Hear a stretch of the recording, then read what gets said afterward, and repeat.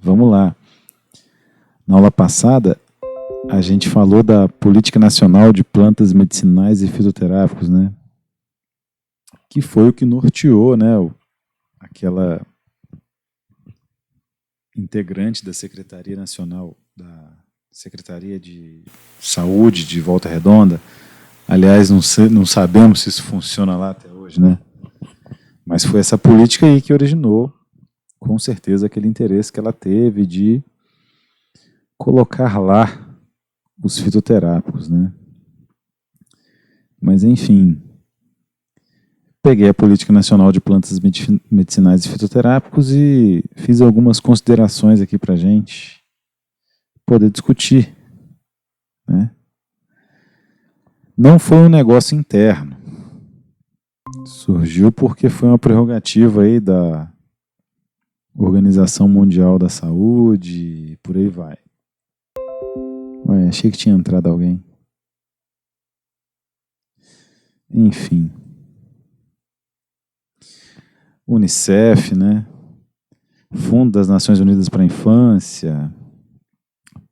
Então elas promoveram essa conferência internacional sobre atenção primária em saúde em Alma-Ata, na Genebra, em 78. E aí, em 2006, quiseram fazer a nossa política nacional, recomendada aos Estados-membros aí dessa conferência que houve lá. Então, em 79, a OMS estabeleceu que era necessário, né, formular políticas e regulamentações nacionais referentes à utilização de remédios tradicionais de eficácia comprovada e exploração das possibilidades de se incorporar detentores de conhecimento tradicional às atividades de atenção primária em saúde. Então, percebam, meus amigos, que esse tipo de tratamento que está sendo dado aos fitoterápicos aí em 2006, né, era um negócio de 1979. Olha que loucura. Então, algo que foi estabelecido lá em 79, nos anos 80, começou a ser trabalhado no Brasil em 2006 pela nossa política. Tem paralelo isso? Já dá para perceber que não, né? Olha as diretrizes aí da nossa Política Nacional de Plantas Medicinais e Fitoterápicos. Embora a medicina moderna esteja bem desenvolvida na maior parte do mundo, a OMS reconhece que grande parte da população dos países em desenvolvimento depende da medicina tradicional para a sua atenção primária, tendo em vista que 80% dessa população utilizam práticas tradicionais nos seus cuidados básicos de saúde e 85% destes utilizam plantas ou preparações destas. Aí é que eu pergunto para vocês, meus amigos. Vocês já utilizaram plantas medicinais para o tratamento diário aí de qualquer problema da família de vocês? Tem certeza que 80% da população do mundo usa planta medicinal? Meio que, enquanto eu estava, né, envolvido com pesquisa, com TCC, com essas coisas aí, sempre que alguém ia apresentar um seminário, ou escrever um trabalho, um artigo, ou um banner para congresso, a gente via esse negócio lá. Vou voltar ali para vocês. Ó. Tendo em vista que 80% da população, isso aqui ele está falando da população mundial, utiliza práticas tradicionais nos seus cuidados básicos de saúde. Então, 80% da população mundial, extrapola isso, é 80% do Brasil. Se é 80% do Brasil, nós estamos no Sudeste. É 80% do Sudeste. Se é 80% do Sudeste, era para a gente estar usando isso. E nós não usamos isso. Então é meio errado. Aquela primeira foto que eu coloco na apresentação para vocês, que é uma loja, né, com aquelas folhas dentro de sacos para vender e uma foto de uma cápsula, é aquilo ali. Parece que a política foi feita nesse sentido de colocar o pessoal para pegar a planta ou numa fazenda ou num canteiro na frente da casa para usar. Ou um canteiro na UBS para pegar a planta e usar como medicamento. Não rola. Mas parece que o jeito que o pessoal tratou as políticas no Brasil foi esse, de que isso ia resolver. Então, se você desce mais no documento, você percebe que aquilo que foi falado de agroecologia, né? Tá, 40% dos medicamentos atualmente disponíveis foram desenvolvidos direto ou indiretamente a partir de plantas. Beleza, passa. As potencialidades de uso das plantas medicinais encontram-se longe de estar esgotadas, óbvio. Tem planta que a gente nem conhece, né? Passa. O Brasil é signatário da Convenção sobre Diversidade Biológica, que é aquilo que nós tratamos nas últimas aulas, né? Produto lá da Eco 92. E aqui, novamente, nessa política de 2006, repartição justa e equitativa, ainda da Convenção sobre Diversidade Biológica. O Brasil detém uma grande parcela de biodiversidade, tem medicina tradicional. E aí, olha como é que o assunto fitoterápico é tratado.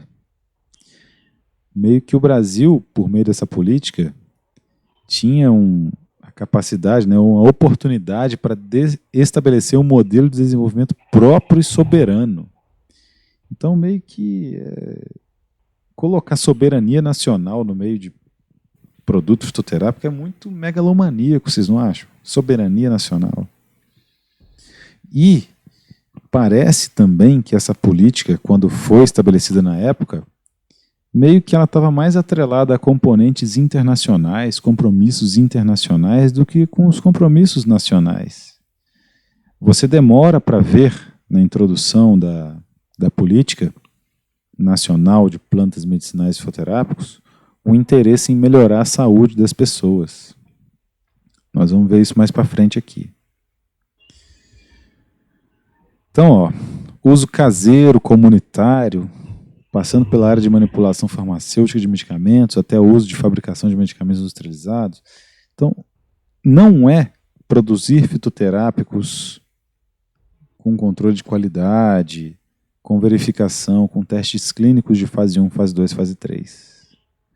Parece que o que figurava na mente das pessoas que estavam desenvolvendo isso era esse uso caseiro, era plantar na UBS, era ter uma fazenda em cada município produzindo essas plantas. E não sei se vocês chegaram a correr atrás, a agricultura familiar aqui na política, que é o que nós comentamos dos vídeos, né, das entrevistas que os profissionais da Fiocruz deram, né? Esse trem não deve estar funcionando em Volta Redonda mais, cara. Não é possível, porque se for estabelecido assim, com a agricultura familiar, essa família se muda para a cidade. Acontece alguma coisa, alguma doença na família, o pessoal vende a terra, vai para a cidade. Então, como é que você vai basear uma política nacional na agricultura familiar? A agricultura familiar é maravilhosa. Se vocês quiserem seguir, eu tenho uma tia, irmã da minha mãe, ela tem uma agrofloresta junto com o marido dela no sul da Bahia.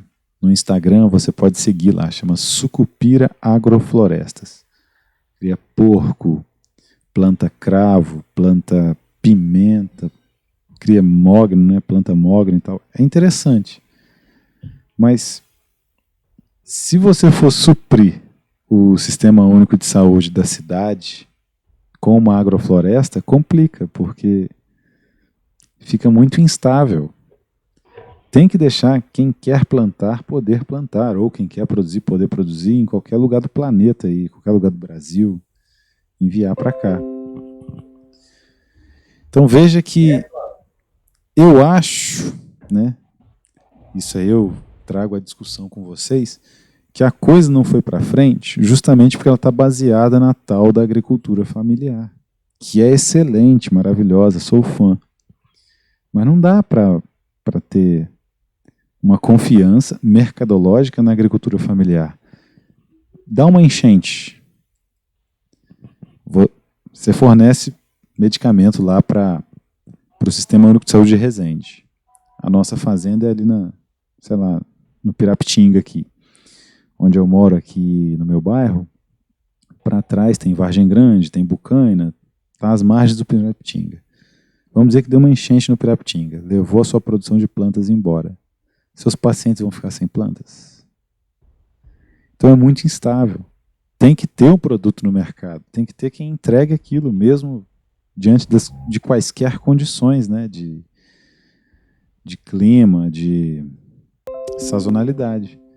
E se você basear a sua produção de fitoterápicos na perspectiva agroecológica, você está sujeito a essas variações.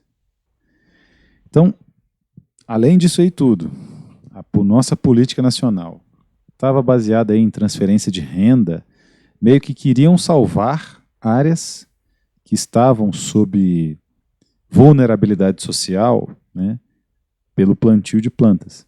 Então você pega uma área pobre do país, estimula o plantio de plantas medicinais para que eles consigam ganhar dinheiro e se desenvolver. Muito estranho, muito difícil fazer isso. Enfrentamento das desigualdades regionais. Poxa, você vai instaurar uma política nacional de plantas medicinais para enfrentar desigualdade? Se essa política fosse o seguinte, ó, cada município contratará um farmacêutico para, em associação com os moradores do local, contratar agricultores. Vamos para a agricultura familiar, beleza. Só que vai ter um farmacêutico responsável no município para fazer isso, orientar, plantar. Terá que ser construída uma sede da farmácia viva, né, que o programa chamou de farmácia viva, para fazer a extração dos princípios ativos e produção de fitoterápicos. Aí abre a vaga de concurso para todos os municípios para contratar um farmacêutico que vai fazer isso. Se o programa não for para frente em 2 anos, um novo concurso será feito para selecionar outra pessoa. É melhor do que dizer que quer enfrentar as desigualdades regionais. Porque não dá para você enfrentar desigualdade com uma política nacional de plantas medicinais e fitoterápicos, vendendo fitoterápicos. É muito difícil. Então, meio que essas políticas vieram já contaminadas com essas questões. Os caras queriam usar os fitoterápicos para tirar as pessoas da pobreza. Não é por aí. Discrepâncias de concentração de renda entre regiões do país, inclusão econômica e social, contrapõe a existência de grandes bolsões de pobreza. Muito louco, porque o que esse pessoal pensava? Professor Antônio, Oi, pode falar. existe uma empresa chamada, veio o nome na cabeça agora, que fala sobre a aloe vera, sobre a babosa. É a Forever. O nome da empresa chama-se Forever Living. É base de babosa. Aí as pessoas bebem babosa, e tem seus derivados também nos seus produtos. Aí você cria uma rede para as pessoas começarem a vender, tudo à base de babosa. Essa é uma indústria que realmente dá dinheiro, né, para as pessoas, assim, que é uma fonte de renda, né, para o pessoal. Inclusive tem uma empresa lá no Rio de Janeiro. Com certeza. Existe esse tipo de associação. Só que para você, vamos dizer assim, esse é um efeito secundário. Pessoas saíram da pobreza com essa empresa? Sim. Mas você colocar isso na política é muita megalomania. Você chega a falar assim, poxa, a nossa política nacional de plantas medicinais tem o intuito de combater a pobreza no Brasil. Para combater a pobreza no Brasil tem que fazer outras coisas, cara. Não é regulamentar fitoterápico. Olha o que nós estamos passando agora, né? tem essa planta que a gente quer produzir o medicamento fitoterápico aí. Hoje eu vou mostrar para vocês tudo que eu preciso fazer se eu quiser produzir esse fitoterápico. Vamos lá. Então, isso que eu queria apresentar para vocês, essa contaminação da nossa política, né? Vistas, a Política Nacional de Plantas Medicinais e Fitoterápicos tinha vistas de melhoria da atenção à saúde e inclusão social. Eu acho muita megalomania dizer que vai incluir socialmente, né? Aqui eu acho maneiro, ó, introdução de práticas alternativas de assistência à saúde no âmbito de serviços de saúde, possibilitando ao usuário o acesso democrático de escolher a terapêutica preferida. Isso eu acho interessante, porque muitas pessoas não querem ser tratadas pela alopatia, né? E querem fitoterápicos, beleza. Então teve essa normatização, beleza. Teve também nessa legislação aí a criação de uma política nacional de assistência farmacêutica. Vamos dizer assim, essa política nacional de plantas medicinais e fitoterápicos alavancou outras coisas que eram necessárias. Agenda Nacional de Prioridade de Pesquisa em Saúde, Política Nacional de Práticas Integrativas e Complementares no SUS. Então, por exemplo, outras abordagens, né, acupuntura, essas coisas, passaram a existir no SUS. Incentiva a produção nacional com a utilização da biodiversidade existente no país, complexo produtivo da saúde, avaliação de tecnologias e economia da saúde. Então, foram termos que foram criados aí nessa época. O provimento de acesso a plantas medicinais e fitoterápicos aos usuários do SUS eu acho interessante também. Beleza, qual é o objetivo geral dessa política? Garantir à população brasileira o acesso seguro e uso racional de plantas medicinais e fitoterápicos, promovendo o uso sustentável da biodiversidade, o desenvolvimento da cadeia produtiva e da indústria nacional. Era mais fácil fazer isso contratando um farmacêutico para cada município e desenvolvendo isso localmente do que colocando aqueles objetivos que estão lá na introdução. Porque a gente não costuma ler a introdução de livro, né? E é ali que estão as coisas. Quem fez a política estava ali. Então houve várias diretrizes aí, né? Regulamentar o cultivo. Eu fiz essas marcações aqui só para nortear. Beleza. Existe a política. Nós agora já vimos um caso prático na última aula, né? Que foi a secretária de Saúde de Volta Redonda adaptando esse modelo para Volta Redonda. Então, ela escolheu agricultores, eles cultivaram a área da fazenda deles que eles escolheram, isso era entregue para o serviço de saúde. Pá. Não sei se funciona, não conseguimos descobrir, beleza, enfim. E se você quiser produzir fitoterápicos, aí você tem que ir aqui, ó, Anvisa, regularização de produtos e medicamentos, registro de fitoterápicos. Qual o fluxo para registro da Anvisa? Então, pensem bem. Eu lá, quero registrar um fitoterápico de uma planta que tem aqui. Eu tenho que ir na Anvisa. Olha o que eu tenho que fazer para registrar esse fitoterápico. Etapa 1. Regularização sanitária da empresa. Autorização de funcionamento da empresa. Licença de funcionamento. CBPF. Boas práticas de fabricação, né? Certificado. Já passei por isso, já. Certificado de boas práticas de fabricação. Dá um desânimo ou não dá? Esse trâmite é o quê? Uns 3 meses? No mínimo. Talvez 3 anos. Vamos comigo. Etapa 2. Identificação da petição junto à Anvisa. Registro, alteração, reavaliação, cancelamento, outras. Identificação do código de assunto da petição, verificação da documentação necessária. Etapa 3. Peticionamento da Anvisa. Então você já tem o local, ele está fiscalizado, né? A Vigilância Sanitária já foi lá, já te deu aval. Você tem que peticionar isso, seguir o passo a passo do peticionamento, anexar a documentação obrigatória, protocolar a petição na Anvisa. Será que vai um mês aí? Coisa nisso, né? Vai um mês aí nessa petição? Não, em detalhe, tudo isso que está correndo, essa petição está correndo, você está pagando aluguel da empresa, da loja, fechada. Isso, fechado. Tá, vambora.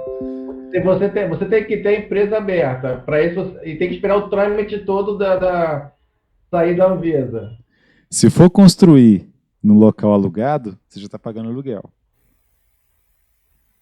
Bora. Análise da petição da Anvisa. Então, eles vão verificar a ausência de documentos, a necessidade de exigência técnica e verificar se a petição atende aos requisitos. E aí vai ter o resultado desse peticionamento. Vai ter o deferimento ou indeferimento. Tá. Qual a norma da Anvisa que dispõe sobre registro de medicamentos e produtos tradicionais fitoterápicos? É essa RDC 26/2014, que eu já trouxe para vocês também. Então, para fazer isso, você terá que se adequar a essa RDC aqui, a 26 de 2014. Então, se você quiser trabalhar com uma planta medicinal, com uma espécie vegetal, você vai ter que seguir essa RDC, que dispõe sobre o registro de medicamentos fitoterápicos e o registro e a notificação de produtos tradicionais fitoterápicos. É como eu havia dito para vocês, tem uma diferença entre fitoterápico e produto tradicional fitoterápico. O fitoterápico tem que ter estudos clínicos de fase 1, fase 2, fase 3, assim como o alopático. O produto tradicional fitoterápico não. Se já é uma espécie utilizada pela medicina tradicional brasileira, você já consegue registrar isso. E tem produtos que são passíveis de registro e de notificação. Tá? Então, por que não tem fitoterápico no Brasil? Nós vamos ver agora. Então, essa resolução aí se aplica a produtos industrializados que se enquadram nas categorias de medicamentos fitoterápicos e produtos tradicionais fitoterápicos. Tá? Então, desde a CIMED, o laboratório Axê, a Novartis, até a sua farmácia de manipulação, é essa legislação aqui. São considerados produtos tradicionais fitoterápicos os obtidos com emprego exclusivo de matérias-primas ativas vegetais. Então, tudo que é feito de planta, cuja segurança e efetividade sejam baseados em dados de uso seguro e efetivo publicados na literatura técnico-científica e que sejam concebidos para serem utilizados sem a vigilância de um médico para fins de diagnóstico, de prescrição ou de monitorização. Então, esses são os produtos tradicionais fitoterápicos. Um creme, que nem a gente viu lá daquela planta que eu mostrei para vocês, se enquadra aqui, tranquilamente. Tá? Os produtos tradicionais fitoterápicos não podem se referir a doenças. Então, ele não pode se referir diretamente a uma doença ou condição grave, né? Tem que ser um paliativo. Então, tem que ser um creme, tem que ser um chá, tal. Não pode ser algo muito drástico. Não se considera medicamento fitoterápico ou produto tradicional aquele que inclua na sua composição substâncias ativas isoladas. Então, tem que ser a planta inteira, não pode ser um princípio ativo isolado dela. Se for medicamento fitoterápico, eu tenho que registrar na Anvisa. Se for produto tradicional fitoterápico, ele é passivo de registro ou notificação. Isso facilita um pouco a coisa, porque notificação é mais fácil de fazer do que registro. Tá? Registro tem uma série de documentos, mais do que notificação. Chá não pode conter excipientes em suas formulações, sendo constituídos apenas de drogas vegetais. Então, você não pode fazer um chá de uma planta contendo paracetamol lá dentro, tá? Tem que ser só a planta. E fiz outras marcações aí para vocês. Se o produto for feito por uma povo ou comunidade tradicional do país, né, comunidade indígena, sei lá, sem fins lucrativos e não industrializados, você não precisa nem registrar nem notificar. Então, desde que você não queira vender, você não precisa nem notificar, nem registrar isso na Anvisa. Beleza. Só para constatar, insumo farmacêutico ativo vegetal é o que eu vou perguntar na prova, né? já que na prova tem que ter pergunta, eu vou perguntar o que é IFAV. Então já se preparem, uma questão da prova vai ser essa.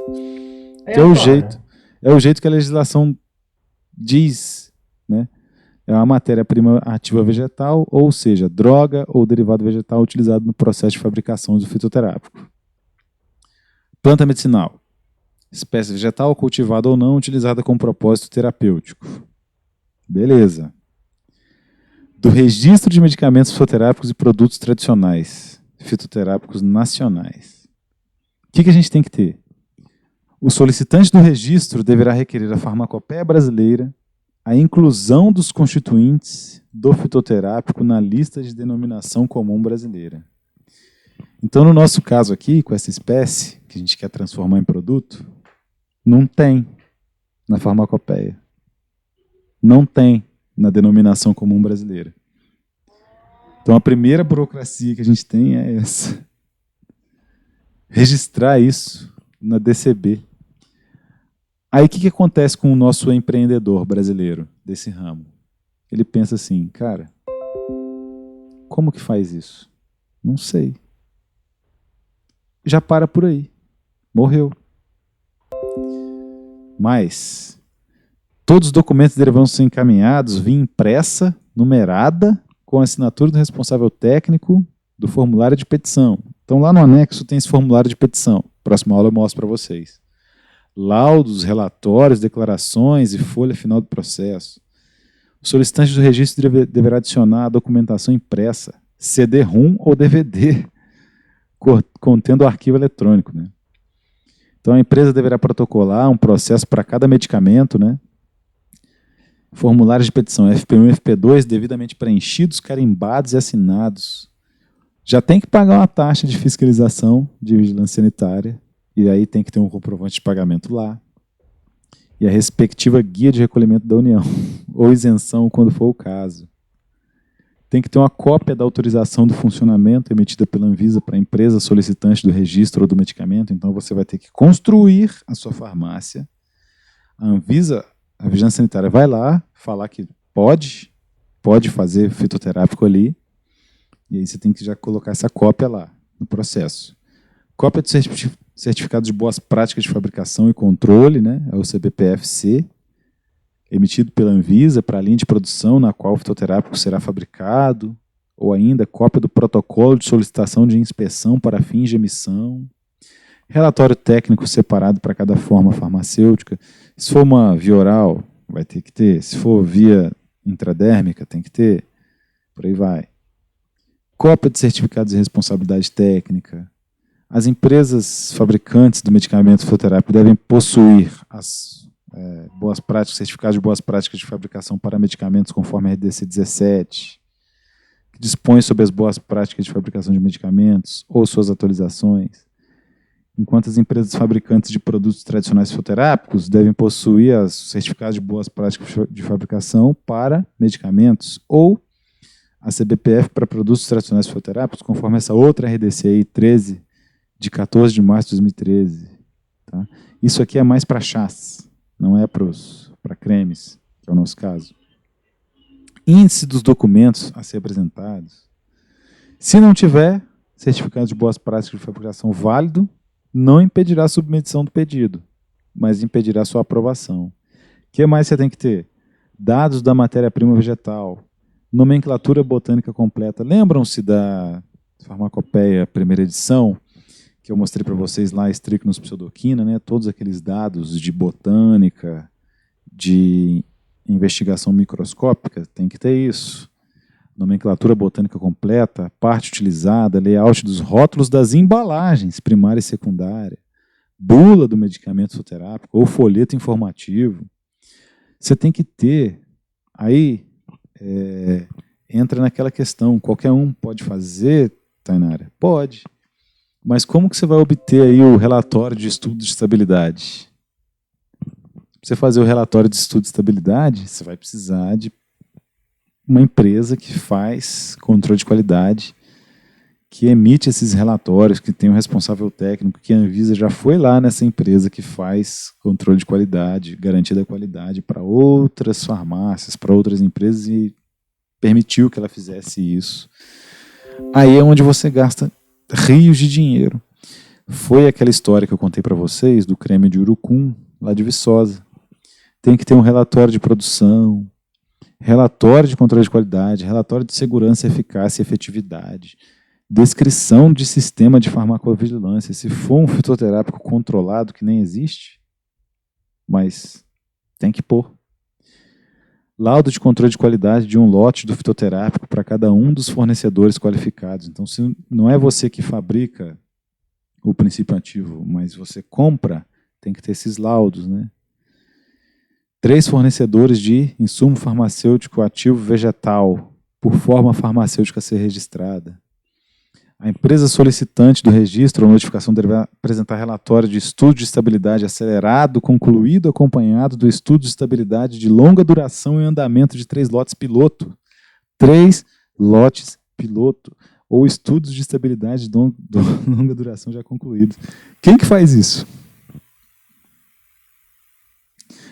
Ativa seu áudio aí, Rod. Complicou ou não complicou? Complicou. A planta está ali.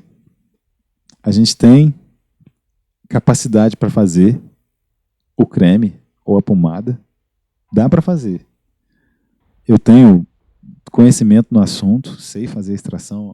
O que vocês vão aprender depois na farmacovigilância, na farmacognosia, eu já fiz farmacognosia na minha graduação, então eu sei fazer. Beleza. Como que eu consigo essa loucura toda aí, cara? Laudos. A planta já é conhecida e tudo mais. Não era só fazer e vender? Não. Tem tudo isso aí por trás. Isso mata a gente. Ó, o primeiro farmacêutico que a gente conhece que fizer isso, ele vai virar consultor. Então, dentro dessa disciplina, eu também quero colocar para vocês essa questão, porque eu nunca vi isso acontecer na minha vida. Nunca vi ninguém fazer. Mas teve gente que fez isso. E quem fez isso a gente nem conhece. Eu não conheço nenhum farmacêutico que tenha feito um fitoterápico assim, nos moldes dessa legislação. Mas quem fizer, cara, vai se tornar um diferencial no mercado, né, na profissão. Porque é muito difícil, cara. Se eu conseguir fazer isso, a primeira coisa que eu vou colocar no meu currículo é: registrei um fitoterápico na Anvisa. Porque, poxa, ó, o relatório de produção, que tem que ter lá, já anexado, deve conter a descrição detalhada da fórmula conforme a denominação comum brasileira.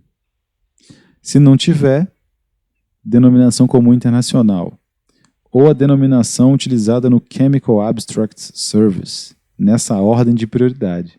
Se a planta não está lá, você já tem um problema que você tem que pedir para incluir. Agora, os outros componentes da fórmula, com certeza estarão, né? Porque são componentes de creme. Beleza. Descrição da quantidade de cada componente expressa no Sistema Internacional de Unidades. Então você vai colocar qual a porcentagem de cada um dos outros ativos da formulação, tranquilo. Definição dos tamanhos mínimo e máximo dos lotes. Descrição de todas as etapas do processo de produção por meio de fluxograma, contemplando os equipamentos utilizados, o detalhamento da capacidade máxima individual, metodologia do controle em processo, descrição dos critérios de identificação do lote industrial. Se você for produzir algum fitoterápico, que eu acho muito louco, mas não vai... Se alguém quiser fazer, e ele for derivado de tecidos ou fluidos de animais ruminantes, você tem problemas por causa da doença da vaca louca, né, que são prions, são proteínas. A doença da vaca louca é o seguinte: às vezes a gente não tem medo da morte, medo de morrer, sei lá, medo de assalto. Mas, ó, o que acontece com o prion? Prions são proteínas, não são vírus que causam doença, não são células bacterianas, são proteínas.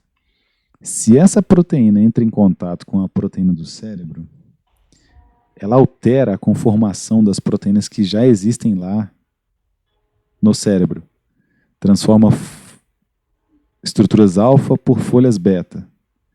O cérebro vira uma massa esponjosa. E a doença da vaca louca é isso, são prions. Então, se você for usar qualquer insumo de animais ruminantes, você tem que ter esses dados aqui, ó, sobre o controle da encefalopatia espongiforme transmissível. Isso foi só um parênteses, não vai rolar na maioria das plantas medicinais. Mas beleza, só explicando por que tem esse negócio aí. Você tem que ter o laudo de análise de todas as matérias-primas utilizadas do produto acabado. Como é que você consegue um laudo de análise do produto acabado? Você tem que pegar o seu produto acabado e enviar para uma empresa que vai fazer esse laudo de análise. Porque para você fazer isso, você precisa de HPLC, precisa de teste de prateleira, precisa de equipamentos que você não vai ter. Foi onde o cara lá de Viçosa gastou a casa, o carro, o casamento todinho para conseguir registrar a pomada dele. Não dá. Especificações do material de embalagem primária. Você tem que descrever aqui, meus amigos, a embalagem primária. Se é um plástico, né? Na farmácia de manipulação tem, né? Aqueles vasilhames. Tem que descrever. Controle dos recipientes utilizados na produção de medicamento fitoterápico ou do produto tradicional fitoterápico por método estabelecido em farmacopeia reconhecida. E se não tiver na farmacopeia, que é o meu caso, na hipótese de um método não ser estabelecido em farmacopeia reconhecida pela Anvisa, deve-se descrever detalhadamente todas as metodologias utilizadas no controle da qualidade. Quando não forem utilizadas as referências farmacopeicas, deve ser apresentada descrição detalhada de todas as metodologias utilizadas no controle de qualidade, a ser enviada cópia de toda a documentação técnico-científica utilizada para embasar o método analítico aplicado. Os métodos analíticos devem ser validados de acordo com o Guia de Validação de Métodos Analíticos e Bioanalíticos publicados pela Anvisa. Quem consegue fazer isso sozinho? Não dá. Você pode ter ideias, você pode ter dinheiro, você pode ter tempo. Como é que faz? Eu não sei. Ó, da droga vegetal, né? Então, peguei a planta lá, sequei. Tem que apresentar um laudo de análise da droga vegetal, indicando o método utilizado, especificação e resultados obtidos para um lote do ensaio abaixo descritos. Um lote dos ensaios abaixo descritos. Então tem que caracterizar, tem que dizer qual é a cor, a identificação macroscópica e microscópica. Então eu tenho que fazer igual na Farmacopeia Brasileira, primeira edição, dar as características botânicas do vegetal, macroscopicamente, né? A folha é trilobada, bilobada, unilobada, peninérvia, com nervuras transversais, paralelas, tal. E microscópica também. Descrição da droga vegetal em farmacopeia reconhecida pela Anvisa ou, em sua ausência, em outra documentação técnico-científica ou laudo de identificação emitido por profissional habilitado. Então a primeira coisa que eu vou ter que fazer é pegar e fazer uma essicata dessa planta aqui e mandar para algum herbário que seja reconhecido aí a nível nacional para um botânico identificar aquilo lá para mim. E dizer que a planta é a planta mesmo e que eu posso usar. Sendo que eu já poderia pegar aquele negócio, trazer para casa ou levar lá para a farmácia, extrair, fazer o creme e vender. Mas não. Tem tudo isso aí. Enfim. Detalhes da coleta e das condições de cultivo, se ela for cultivada. Métodos de estabilização, quando é empregado. Secagem e conservação utilizados com seus derivados controles. Como é que faz controle de secagem e conservação? Não faço sequer ideia de como, mas é necessário. Determinação de radioatividade quando aplicável, contaminantes microbiológicos, micotoxinas. Isso aqui eu nem sublinhei que é para não estender muito o nosso processo aqui, né? Eliminação de contaminantes quando é empregado e a pesquisa de eventuais alterações. Perfil cromatográfico acompanhado da respectiva imagem em arquivo eletrônico reconhecido pela Anvisa, com comparação que possa garantir a identidade da droga vegetal e análise quantitativa dos marcadores ou controle biológico.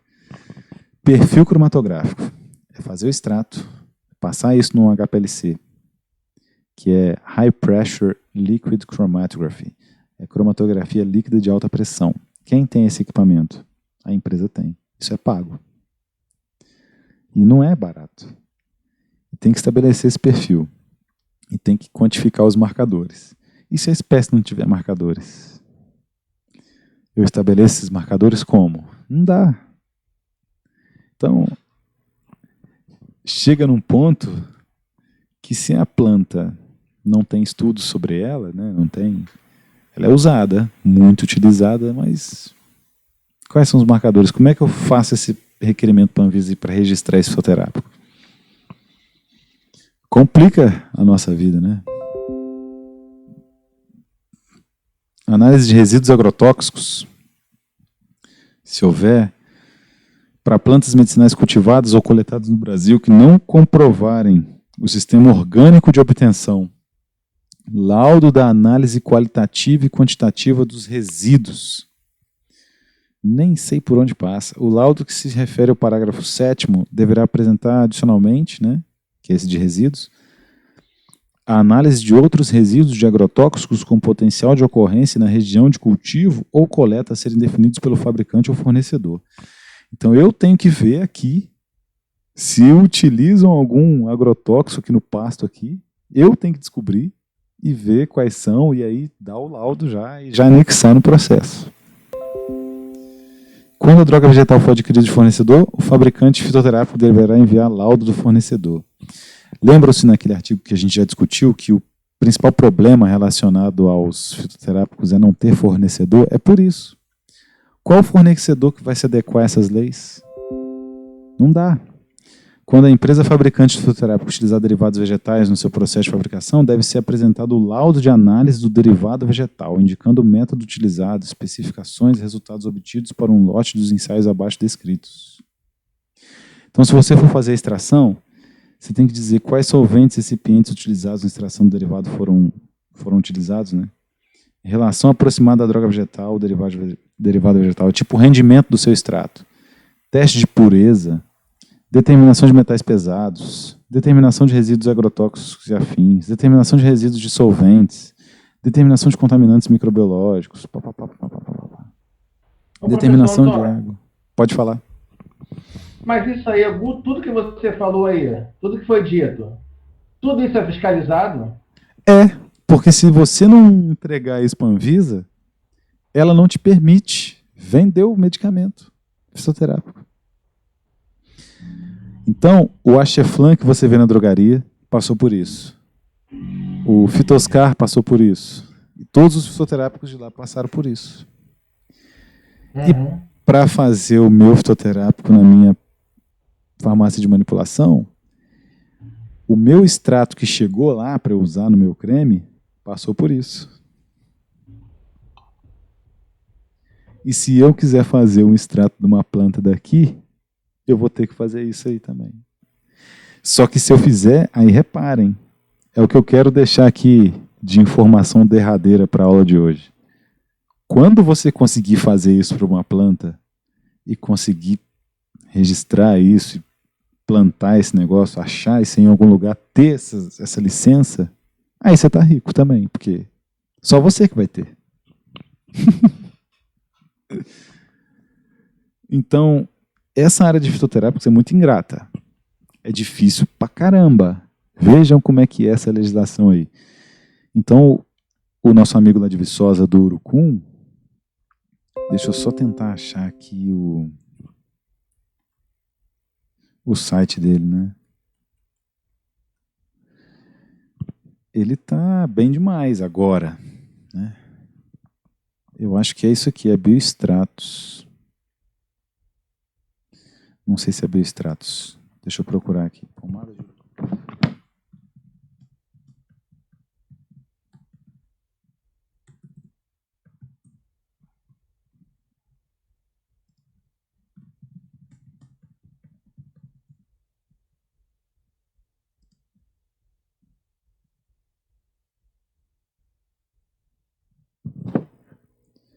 Profitos, o nome do laboratório. Olha aí, ó. R$ 59,90 em até 5 vezes sem juros no cartão de crédito com um AMI.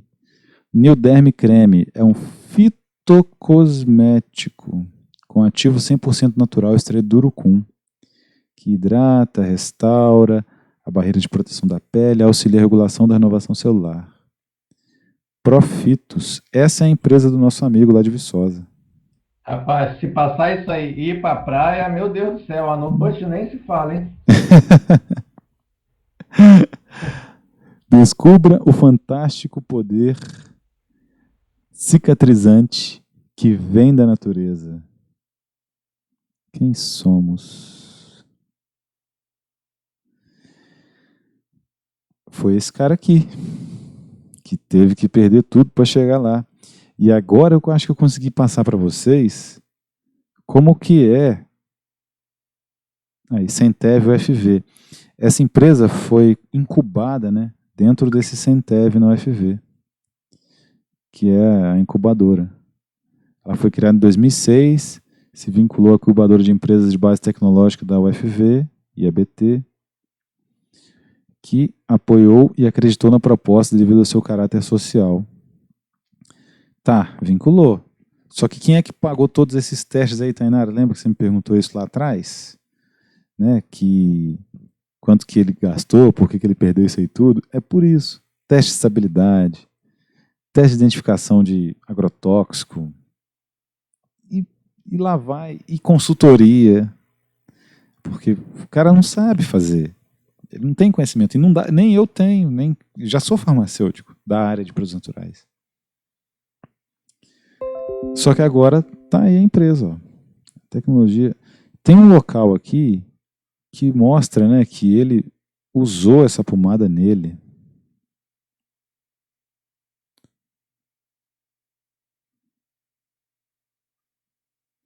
Eu não sei qual é o local aqui. O empreendedor, todos os materiais utilizados no processo, deduziu que é rápido esse cadastro. A tecnologia que deu origem a Profitos nasceu de um acidente científico. O seu sócio fundador, Aloísio J. Reis, atuava como consultor externo em um projeto de pesquisa para uma grande multinacional. Durante o desenvolvimento de uma resina estabilizadora, sofreu uma pequena lesão cutânea e, em função do curto prazo da entrega da pesquisa, não se tratou. Porém, mesmo sem o devido tratamento, Aloísio constatou um processo atípico e muito rápido de regeneração. O empreendedor fez uma retrospectiva e avaliou todos os materiais utilizados no processo e deduziu que a rápida cicatrização poderia ser resultado da manipulação do urucum. A partir daí, foram mais de 17 anos de pesquisa, com apoio da Universidade Federal de Viçosa, entre aspas, né, em especial desse professor aí, Paulo César Stringueta, referência mundial em estudos sobre corantes naturais e compostos bioativos, principalmente provenientes do urucum. A universidade deu suporte, mas quem bancou tudo foi o cara, né? E agora está sendo vendido aí, essa linha New Derm. Produtos. Então você... Não abriu. Mas enfim, tem esse Militus Derm, New Derm, Dermalive, Golden Age. E isso aí vai para fora do Brasil também, né? Ó, pomada de urucum. Pessoal da terceira idade não precisa mais sofrer com a pele frágil. Experimente Golden Age de adeus aos roxinhos e machucados que temem aparecer nas peles dos vovôs. É isso aí. Por hoje é só. Mas isso é para a gente ter uma noção do porquê que não tem fitoterápico mais a fundo, né? A gente já tratou disso a nível macro. E aí, e você? Tem uma planta aí no seu quintal ou na sua fazenda? Como é que você faz? Tem que passar por esse mesmo processo. Tem boldo aqui. Tem boldo. Vamos dizer que você tivesse uma farmácia de manipulação. Eu quero vender o pacotinho de chá de boldo. Tem que passar por isso aí. O chá não, né? Porque entra em outra legislação ali que a gente comentou lá no meio da RDC 26, que é mais fácil. Não tem registro, nem notificação. Mas no meu caso aqui, do que eu estou tentando desenvolver, tem que ter. Aí quebra nós. Mas quem conseguir fazer isso, porque depois que foi a primeira vez, fica mais fácil. A pessoa pega a manha. E é o que eu quero conseguir fazer, pelo menos até o final do ano. Vamos ver se dá.